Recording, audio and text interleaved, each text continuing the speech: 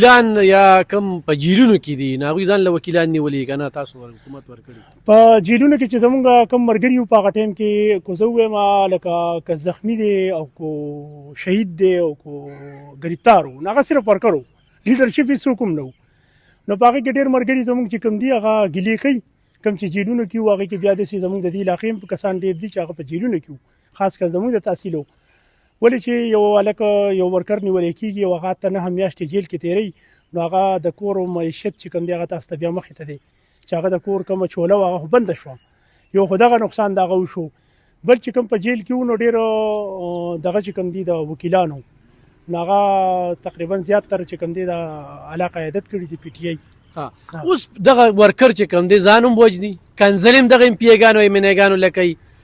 په اسلام آباد باندې چړې هم کوي نو لکه داسې حالاتو کې اوس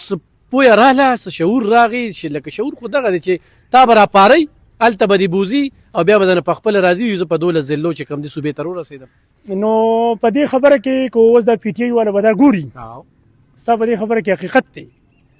ولې چې حقیقت نه پټېږي زه په هغه ټایم لکه زه په خپله لګېدلی یم زه دا موقع ګواه یم اوس که سړی خبره کوي بې بنیاده وي زه اکثر موږ نه خلک سوال کوي چې بهی تاسو ما ته دا ووایئ تاسو احتجاج لیدلي وې زمونږ د ایم پی اې څومره تعداد دی د 90 نه سوا دی زمونږ د ایم این اې څومره تعداد دی زمونږ تحصیل چیرمنان څومره دي ډېر زیات دي خو بدقسمتۍ نه ګولۍ صرف تاسو ټارګېټ کړي وې او ګرفتارۍ صرف تاسو شوي وې لکه په زرګونو تعداد سره زمونږ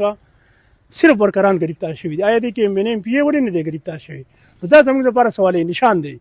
په دې ځای کې چې کوم دی نو موږ ته لږ کنفیوژن دی او دغه دی چې کنفیوژن خو کولو چې هلته وسلې ګیرې شوي دي هلته کې چې کوم دی نو لکه تضادات لکه مو ته ولې جنګېږو زم پښتون یم زم پښتون یم که نه نو مو ته ځان سره جنګ کوو او د هغه جنګ چې کوم دی زما په اوږته ټوپک ده او مخکې ځان رسوه نو دغه خلک چې کوم دی وی ملک دغه خبره خو موږ خان ته هم کوو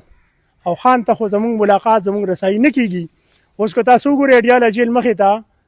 د خان خویندې ناستې د احتجاج کوي که نه لیډرشپ ورسره هغه شان کلک ولاړ دی